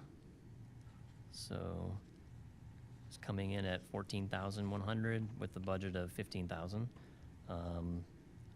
We have a motion, a recommended motion to approve the purchase of this with, for an amount not to exceed $15,000. Is there? I move the adoption of agenda item 25-32. We have a motion. Is there a second? Second.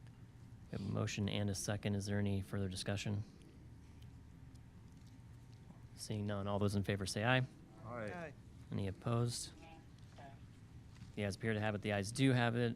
Item 2532 has been approved. Next item is item 2533, revision to policy C030 related to branch hours of operation.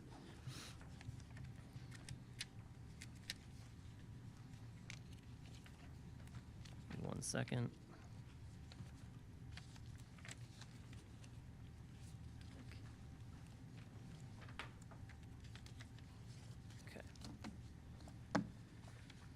Okay. All right, is any, oh, here we go.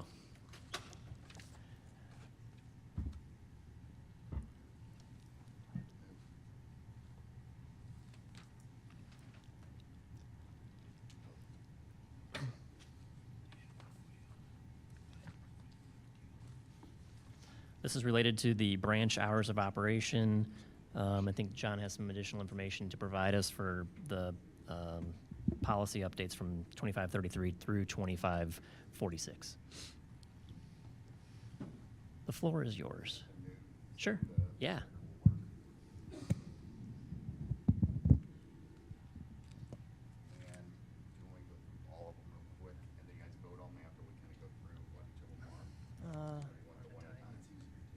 Yeah, one at a time.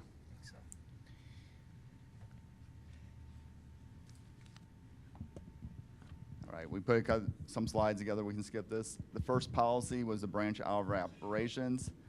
The purpose of this policy is to really standardize our closing time. Currently, we have some branches that close at 9 p.m. We have other branches that close at 7. Talking to our branch manager team, was found that especially in some of our general purpose branches, the branches like Deer Run, Kisker, McClay, that by closing at 7, they try to start getting people out of those branches at 6:30. And so the meeting rooms and programming that they would normally offer in the evening, they really don't have the opportunity to do that. And so the idea was that we could extend those hours, and that would allow us to offer more services to our residents at those general purpose branches. And then when you look at the head count, the visitors that are using Catherine Letterman, Spencer, and Middendorf Cadell, and corporate, the numbers really drop down. And so closing at 8 will kind of balance that out, allows us to offer additional service to our residents without additional cost. So that was the primary of this, of having that standardized closing across our GPs as well as our regionals. This change would not change the hours at Boone Trail or Augusta, our two smallest branches. Any discussion from the board? All right. I'll entertain a motion to approve policy C030. I so move. There is a motion to approve. Is there a second? Second. We have a motion and a second. Is there any further discussion? All those in favor say aye. Aye. Opposed? The ayes have it. The motion is approved. All right, we're looking at policy C275. This is room reservation and usage. We met earlier this year at the request of some homeschool groups to look at the use of our rooms within our branches. Specifically, the homeschool community wanted to have the ability to be able to use our rooms on a more frequent basis. And we looked at the capacity of our rooms, whether we could do that without interfering with the other operations and other people having the ability to use the rooms. Would that just create a scenario? And we came up with some change languages that increase the frequency, and I think that's what this primarily does. The one item that I would seek the board to consider, we put on here that the policy would go effect January 1st. The homeschool community reached out when we, over the weekend, an email and said, we really were hoping that this would go into effect on September 1st so that we could take advantage of this in the fall. So we reached out to Maggie and her team to see if that was possible. It's not ideal, but she felt that they could accommodate that. It's going to require some additional coordination to make it happen. So I would seek that we do a substitute, or that you guys would amend the effective date to September 1st and then vote on the amended at that time. Can I ask why it's not, like, what's the reasoning behind September 1st being an issue? Is it because of the lead time that's required for the renting of the room? Yeah, it's less an issue, just we'll have to rush into making sure we're crossing all the T's and dotting all the I's. But we can do it by September. Okay. All right. I'll entertain a motion to, I guess, amend this to take effect on September 1st. Do you have a motion for that? Mr. President, I move we amend policy C275 to have an effective date of 1 September 2025. Okay, we have a motion to change the effective date to September 1st. Is there a second? Second. We have a motion and a second. Is there any further discussion on that item, on the amendment? Hearing none, all those in favor of the amendment say aye. Aye. Any opposed? The ayes appear to have it. The ayes do have it. Now before us for approval would be the amended C-275 policy. Is there a motion to approve the policy as amended? So moved. Second. We have a motion and a second. Any further discussion? Hearing none, all those in favor say aye. Aye. Opposed? The ayes appear to have it. The ayes do have it. Policy C-275 has been approved. Next item. The next item is policy D003. This is a citizen's request for reconsideration of library content. Give a little background on that. I first wanted to thank all the audience that attended tonight, spent your time and evening with us. We really do appreciate it. Over the weekend, received several emails. I try to respond to all of those that I got on Saturday and Sunday. So I know one of the people that spoke actually read from my email, so I realized that hopefully that she got it. If you sent me one over the weekend and I didn't respond, I apologize for that. On Monday and today, I just didn't have time to respond. So I know I have several within the inbox on that. The comment was, there's a lot of concern about valuing our librarians. And then the response that was prepared, and I sent out an email, is that we do. The board, myself, the administration team, we value and respect the value of the skill set that the librarians bring. And I think there's some confusion about collection management and the purchase of materials.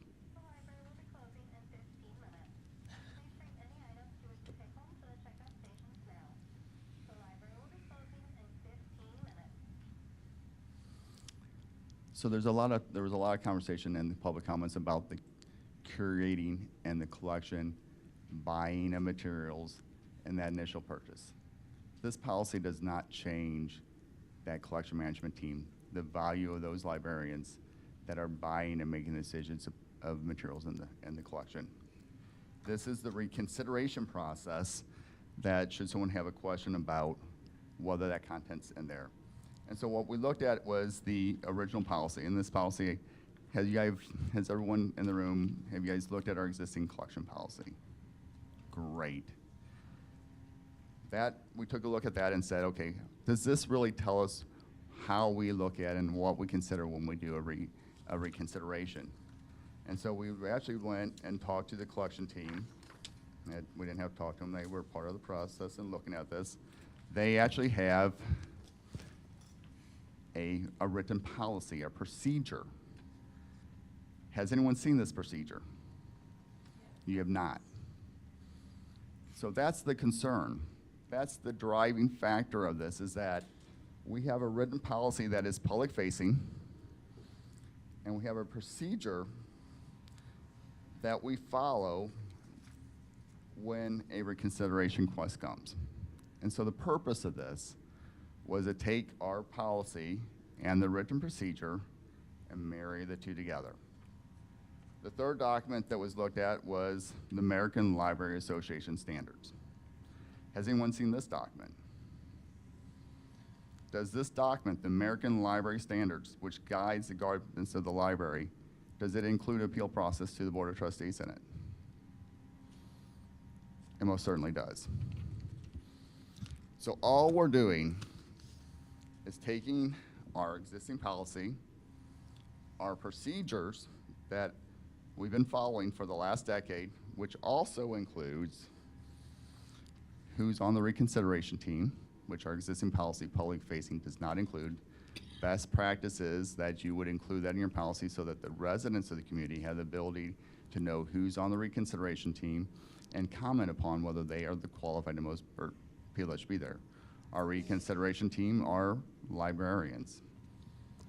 This policy, our written procedure, we followed it very closely in the policy. also talks about an appeal process. That appeal process is being developed. This has been in place for a long time. So what? All right, folks, public comment period is over. Thank you. So the purpose of this policy is to ensure that the public has the ability to review the reconsideration process and comment upon it. Our procedure that is both public-facing and the policy that was our practices and combined with the American Library Association. So when we saw the comments, and a lot of comments talking about this is a new authority or new to the board, that's really not the case. The other thing I wanted to make sure is that even though it was in our written procedure that items could be appealed to the board, if you look at other policies that we have on service restrictions and their code of conduct, it further defines that any decisions that we make at administrative level, which is Good Governance 101, can be appealed to the Board of Directors, Board of Trustees. So that's making these policies consistent and taking our policy that we had in place, marrying it with our procedures, marrying it with the best standards. So that's what this policy does. All right, thanks, John. Is there any comments, questions for the board? Yeah, I've got two versions here of draft DO 33, and one includes a requirement for decision to be adopted by a supermajority. Is this the version that is before us or not? Well, at this moment, there isn't. Today, I received communication from a member on the Board of Trustees seeking some modifications or a substitute to this request for reconsideration policy. And so what you have before you is the one that was submitted by the administration for us. And then the second one is the one that includes some small modifications related to that trustee's comments, and those are related to the board will handle a review of the repeal at a regularly scheduled meeting of the Board of Trustees, therefore giving the public input and seeing the process or hearing the process and being able to comment on it, as well as a supermajority, which is defined as at least 7 members of the 9 board members is required to modify or overturn the committee's decisions. So if we would like to move forward with that language, we would need to adopt the substitute or a substitute with that language in it. That was what was mentioned to me today from a trustee, so that is what we prepared for tonight. I would move that we table this so that the public has the ability to review, so the public has a chance to review the actual document that we're considering. Okay, there is a motion to table. Do I have a second on that? I have a motion and a second. Is there any further discussion related to this? Privileged motion, no debate. Motion to table is a privileged motion. No debate. Okay. All those in favor say aye. Opposed? Aye. The ayes appear to have it. The ayes do have it. Motion is tabled.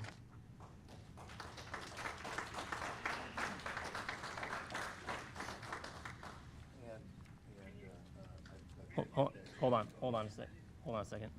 Buddy has a question. Buddy, go ahead.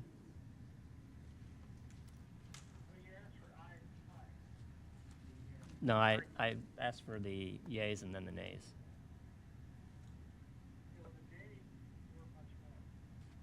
Are you requesting a roll call on that? Okay. Can we have a roll call vote on the tabling? This is to table the item, correct? Okay, roll call vote. Trustee Zucker? Aye. Trustee Harden?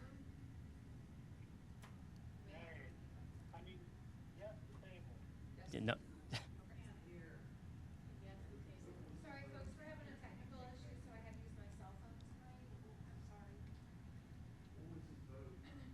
This vote was to table. Trustee Gartner, Table, yes. trustee Giordano, Yes, table. trustee Collier, Aye. trustee Seeds, Yes. trustee Tillman. Yes, table. Trustee Montanak, Nay. trustee Hazelwood. Yes. All right, the motion to table carries 8-1. Next item is 2536, policy D080, library displays and exhibits. All right, library displays and exhibits. This is a new policy. So currently we have, again, we have work practices that our folks follow, but we don't have a public policy. And the good thing about public policy is that it puts it in the public domain so that the public has input and the ability over time to come to the Board of Trustees and seek changes and modifications, where practices are basically things that we do internally based upon staff. So the goal of this display and exhibit policy is to truly do that. It is to formalize our district practices for displays and then increase that accountability and transparency to our public that pays our bills through their tax funds. So that's the purpose of putting this into policy at this time. Okay, any discussion from the board? Hearing none, I'll entertain a motion to approve. I move that the Board of Trustees approve policy D080, library displays and exhibits. Second. We have a motion and a second. Further discussion? All those in favor say aye. Aye. Opposed? The ayes appear to have it. The ayes do have it. That motion carries. Next item is item agenda 2543, rescinding the policy E560, reimbursement for certificate or graduate degree programs.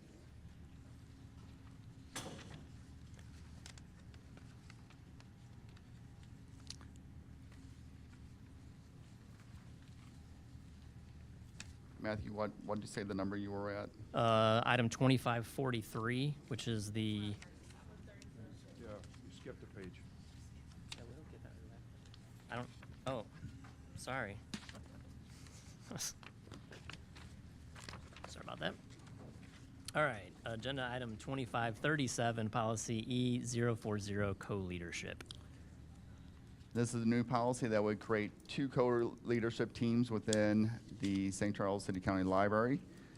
We have 2 key positions that we recognize that we believe that we need to fulfill, but as we try to be strategic and realize that we really don't have the funding to hire full-time staff, we're looking at creating these co-leadership model. There's be a co-leadership of branch services and a co-leadership team for employee development and workplace culture, formerly our staff learning coordinator. The branch services director, that co-leadership really would be help coordinate our day-to-day operations and help us roll out strategic initiatives, working with our branch managers, working with our library staff in the field. We believe that's critical, that helps us with that better communication between the exec team as well as our branches. The second is really that focus on improving our employee culture, our workplace culture. One of the big feedbacks that we heard was training and how do we orientate, how do we train our people and continue education. Sorry, I'm trying to figure out where this mic needs to go.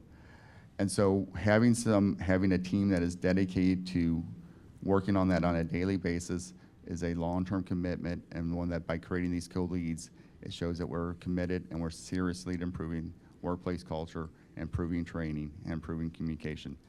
These positions would receive an additional bump in salary while they serve in these positions on a temporary basis. They would still have their full duties or their normal jobs as they serve in these co-leads.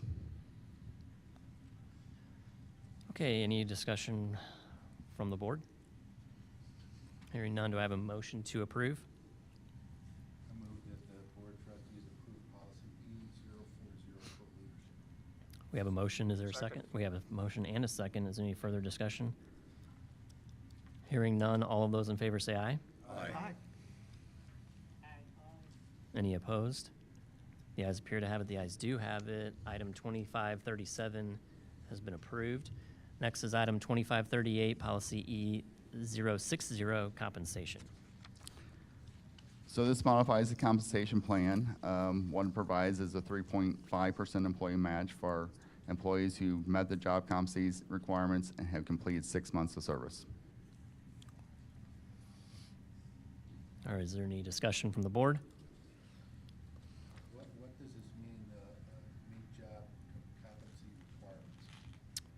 So when you are starting out, you are a 6-month probationary period. If you meet the requirements of the job or the competency requirements and have passed that probationary period, you are then qualified to the program. All right, any other questions? Hearing none, do you have a motion to approve item 2538? So moved. We have a motion for approval. Is there a second? Second. We have a tie for a second, but we'll let Robin figure that out. Any further discussion? Gardner or Monternac? Or Renee. Or Renee, yeah. There you go. All right. Any further discussion? All those in favor say aye. Aye. Any opposed? The ayes appear to have it. The ayes do have it. Item 2538 is approved. Next item is 2539, policy E088, education attainment. So this is a new policy to create that 5% bump for when someone has achieved their master's in library science or master's in library information science, when they are in a position that shows that that's preferred but not yet required. All right, is there any discussion on this item? Hearing none, is there a motion for approval of item 2539? So moved. We have a motion. Is there a second? Second. All right, we have a motion and a second. Any further discussion? All those in favor say aye. Aye. Any opposed? The ayes appear to have it. The ayes do have it. Item 2539 is approved. Next item, 2540, policy E512, salary schedule. So the revision to this basically is a cost of living adjustment. What we do is we actually adjust the pay grade. So our beginning salary in each of the pay scales increased by 2.4%, as well as the top of the scale increases by 2.4%. Our employees stay at the relative same spot in the scale. It's just a shifting of the scale to keep that cost of living adjustment. All right, any further discussion? Hearing none, I'll entertain a motion for approval of item 2540. So moved. Oh, we have trustee Monternac. Is there a second? Second. All right. We have a motion and a second. Further discussion? All those in favor say aye. Aye. Any opposed? The ayes appear to have it. The ayes do have it. Item 2540 has been approved. Next item is 2541, policy E520 on the shared leave bank. This policy creates a shared leave bank that I discussed earlier. This is basically where staff can donate sick time, and those that need it can apply for that time. Any further discussion on item 2541? Hearing none, I'll entertain a motion for approval. I move that the Board of Trustees approve policy E520, shared leave bank. Second. We have a motion and a second. Is there any further discussion? Hearing none, all those in favor say aye. Aye. Any opposed? The ayes appear to have it. The ayes do have it. Agenda item 2541 is approved. Agenda item 2542, policy E534, staff development and training.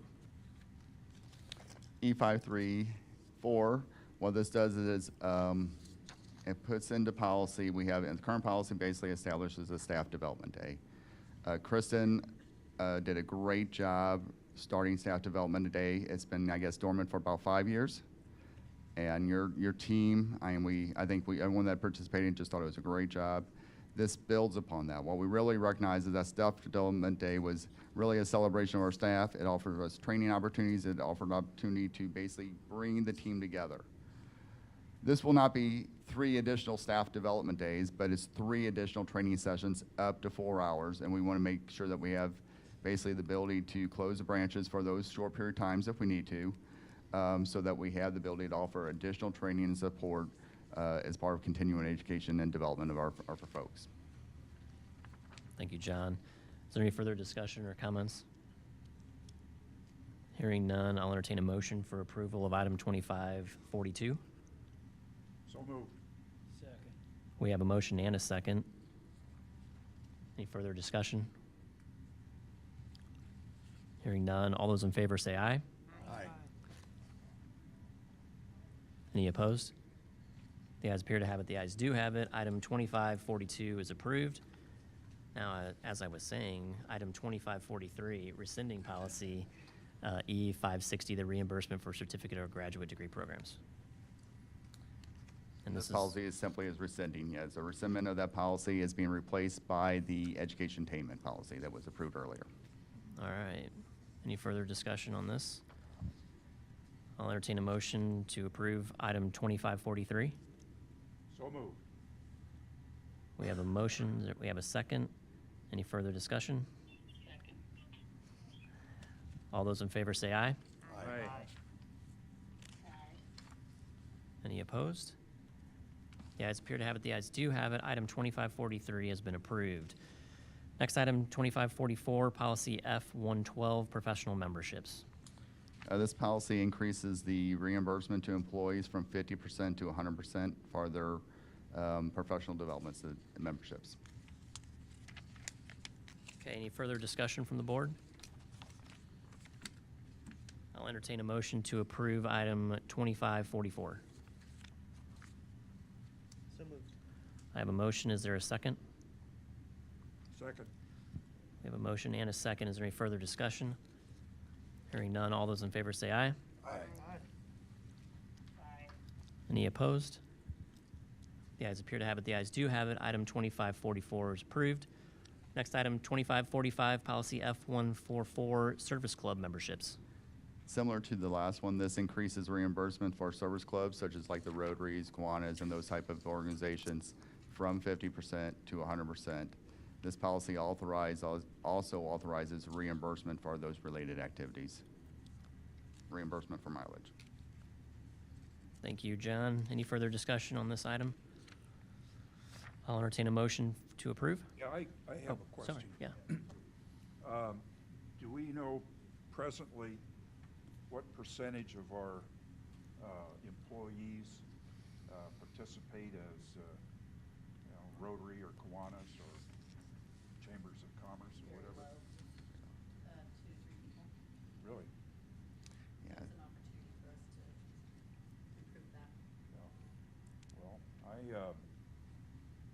I know we've had some public speakers in previous meetings urging that we apply for a tax hike. And if it should ever come to pass that the board wants to seek the voters' approval of a tax hike, we need to be tending that garden extensively in the community. And so the idea of employees of the library district being active in chambers of commerce, Rotary clubs, and the like, for a substantial period of time before we consider asking for a tax hike is essential.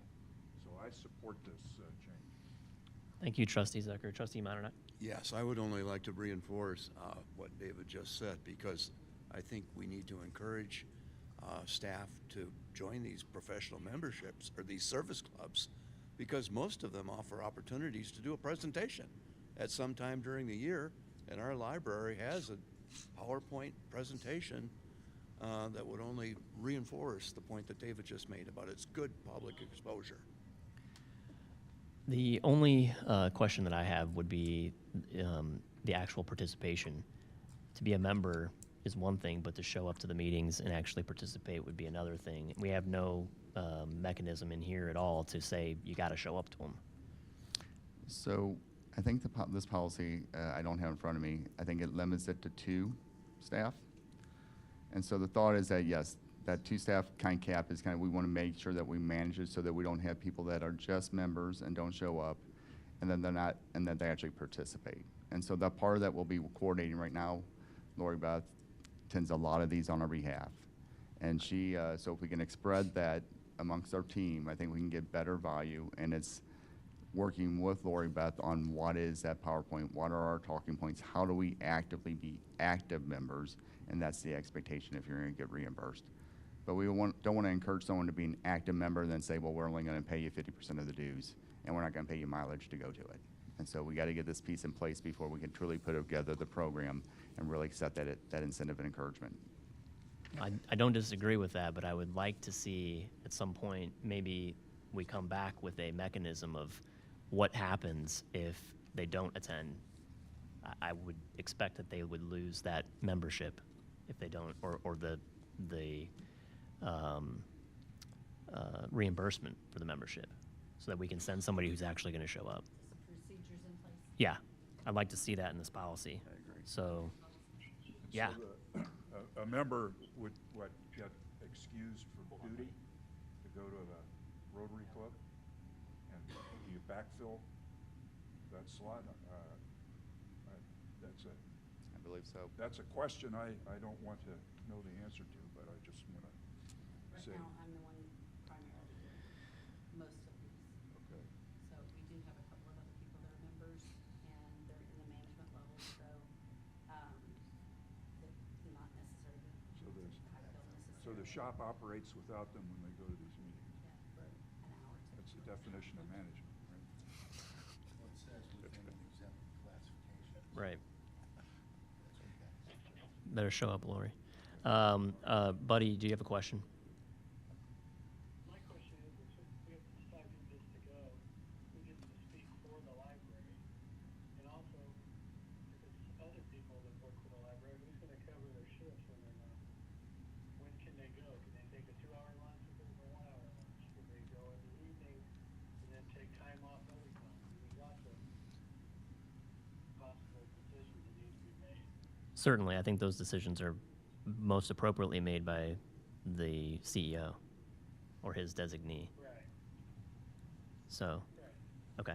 And exempt covers some of what he's talking about. Yes, exempt would, yes, correct. Okay. Any other questions, comments related to this item?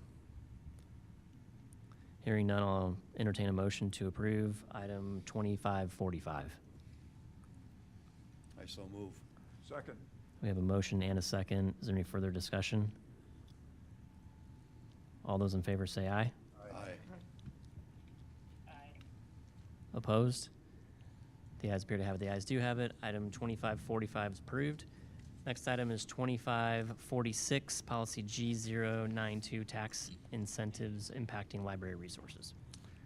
Well, we are near the end.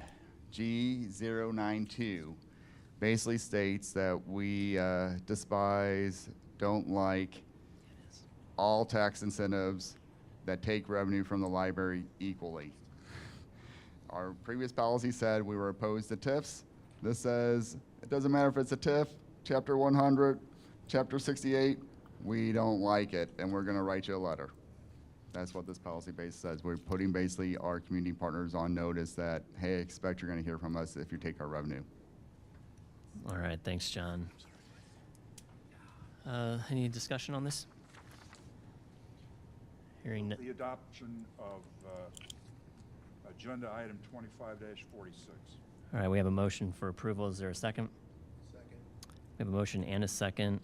We can take our time now because it's raining outside, so we'll just, feel free to hang out.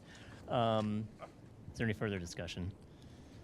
Hearing none, all those in favor say aye. Aye. Any opposed? The ayes, oh, we have one opposed, sorry. The ayes appear to have it, the ayes do have it. The motion 2546 is approved. That concludes the items on our agenda for this evening. I will probably not be at the July meeting, just to let the Board of Trustees know.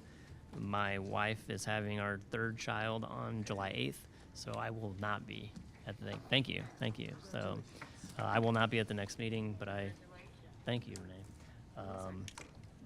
July 15th would be the next meeting, I believe. So, a week, yeah, a week, yeah. I'll let you talk to her. All right. I will entertain a motion to adjourn. So moved. We have a motion and a second.